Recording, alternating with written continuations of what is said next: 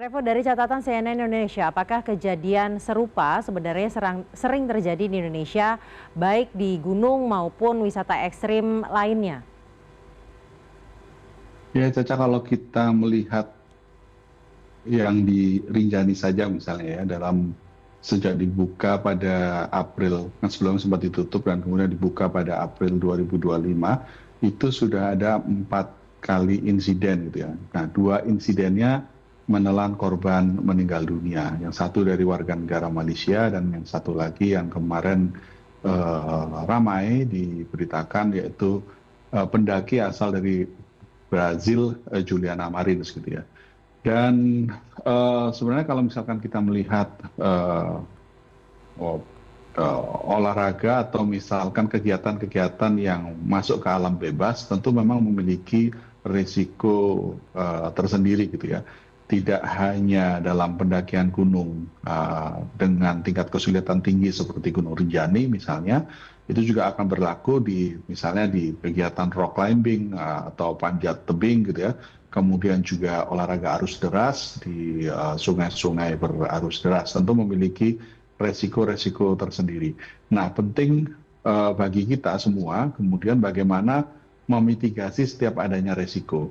Nah, termasuk dalam konteks kemarin ya ketika Rinjani. Ketika Rinjani kemarin ketika menelan korban meninggal dunia, terlepas bagaimana kita melihat bagaimana upaya-upaya dari tim SAR gabungan ya, termasuk juga para relawan ketika menyelamatkan atau mengevakuasi jenazah Juliana Marins gitu yang menempuh medan yang sangat terjal gitu, medan yang sangat berat. Kita lihat perjuangannya tidak main-main, harus flying camp atau tidur di ketinggian gitu, menggantung istilah yang dipakai untuk menggantung di tebing gitu.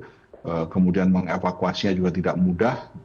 Nah, tapi terlepas daripada itu, tentu harus sejak awal harus ada SOP yang diterapkan kepada para mereka yang melakukan kegiatan di alam bebas gitu ya.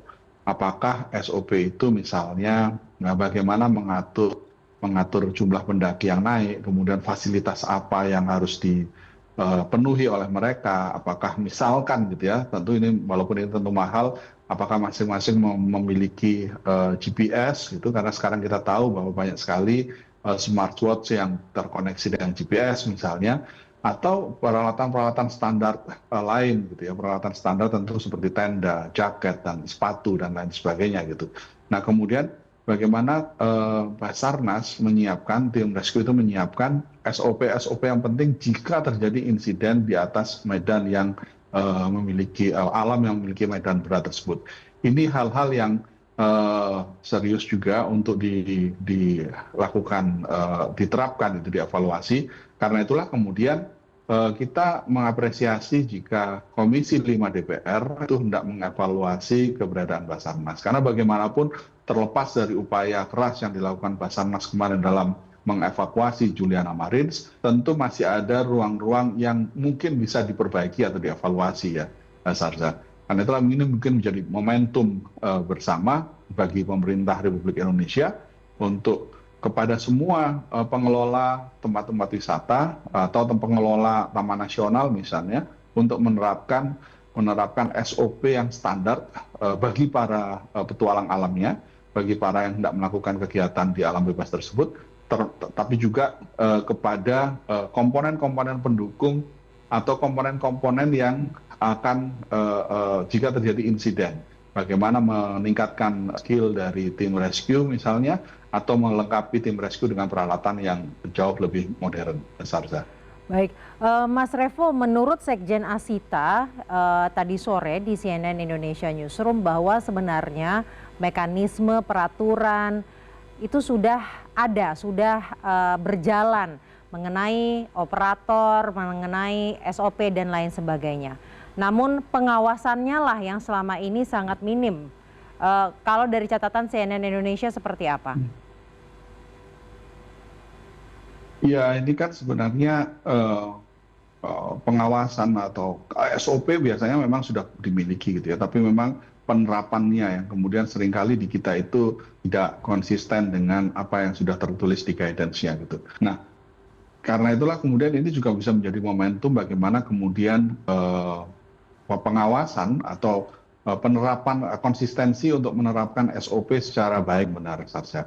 Karena kita tentu tidak ingin gitu ya para wisatawan yang hadir, bagaimanapun para pendaki ini kan bisa kita sebut juga sebagai wisatawan ya. Mereka datang apalagi dari warga negara asing, mereka datang dari banyak kota, dari banyak negara ke Rinjani ataupun tempat-tempat wisata yang lain untuk melakukan kegiatan-kegiatan di alam bebas. Rinjani merupakan salah satu daya tarik wisata untuk wilayah Tenggara Barat gitu ya.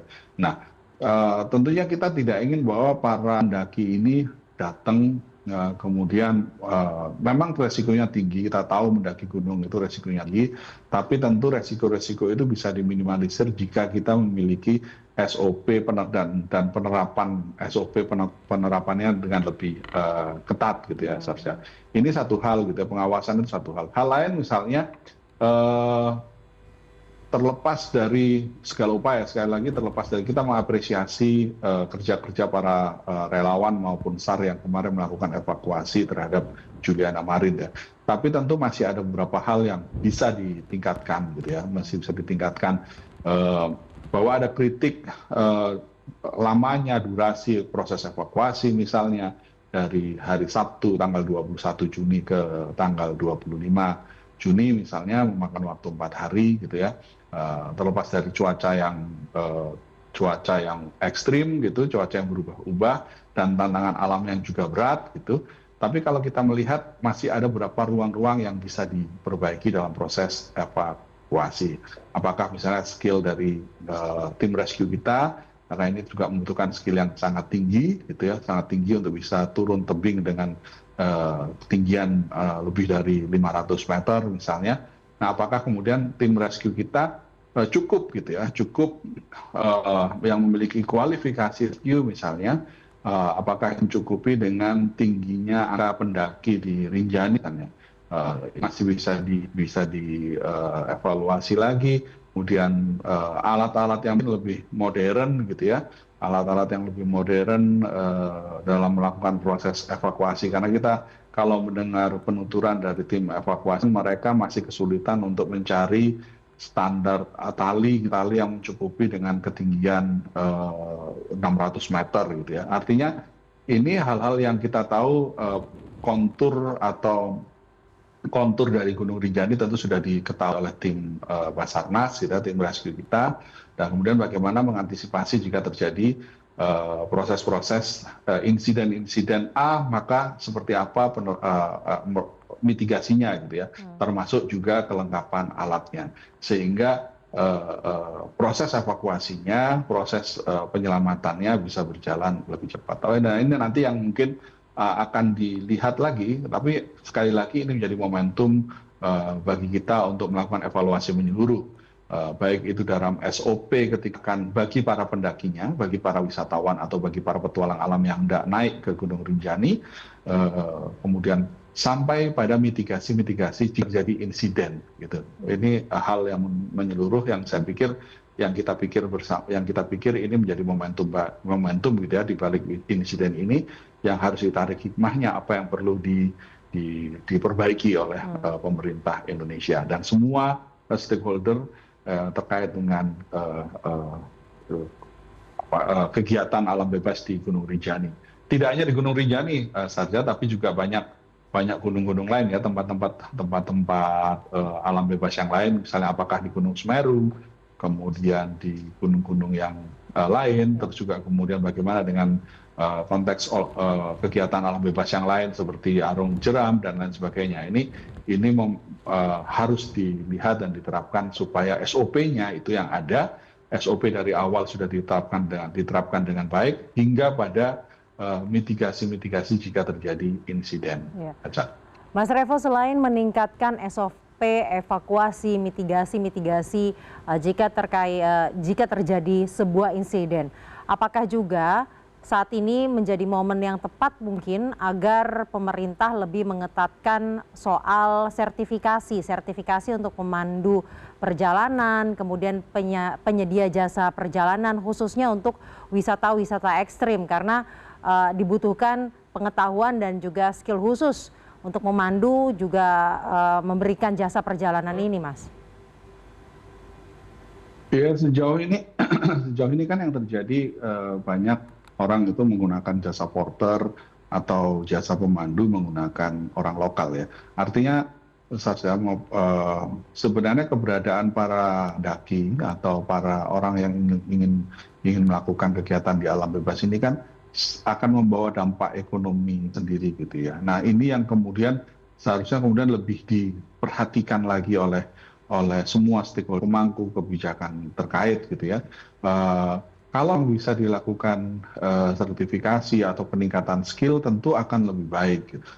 Bagaimana menerapkan standar-standar mutu gitu ya bagi para pemandu, bagi para porter misalnya dan bagi para pendamping ya, ketika akan melakukan pada mereka yang bukan kegiatan alam bebas. Walaupun mungkin juga mungkin ada beberapa orang juga yang memiliki skill khusus terkait dengan pendakian merasa lebih apa ya tidak kalau memang mereka ini misalnya berasal dari klub-klub pecinta alam atau klub petualang alam mungkin membutuhkan porter atau pemandu gitu ya. Tapi bagaimanapun banyak sekali orang yang berasal dari kalangan awam, kalangan umum yang menikmati keindahan alam gitu ya, keindahan di gunung seperti ini dan lain sebagainya. Tentu mereka dengan skill terbatas bagi para pendakinya ya dari kalangan awam ini tentu dibutuhkan pemandu. Nah, ada baiknya memang kalau pemandu-pemandu itu memiliki keahlian-keahlian yang mumpuni gitu ya, Sarja. Nah, keahlian yang mumpuni itu lantas bagaimana ya salah satu prasyaratnya untuk melihat apakah ini mumpuni atau tidak tentu dengan sertifikasi. Nah, sertifikasi atau apapun lah namanya gitu ya, tapi yang jelas biasanya di tiap-tiap kaki-kaki gunung itu sebelum kita naik di pos-pos awal pendakian itu pasti ada orang yang menawarkan sebagai jasa guide atau jasa porter kan jasa. Nah, tapi kalau misalkan itu ada sertifikasinya pasti akan lebih baik karena dengan begitu kalau misalkan dengan adanya sertifikasi maka skillnya itu sudah teruji itu setidak-tidaknya akan meminimalisir resiko atau meningkatkan keamanan lah meningkatkan faktor keamanan dan keselamatan bagi para pendakinya yang berasal dari kalangan awam. Ada baiknya memang dilakukan sertifikasi. Baik, terima kasih Wakil Pemimpin Redaksi CNN Indonesia TV, Revolusi Riza telah bergabung bersama kami malam hari ini di CNN Indonesia Prime News.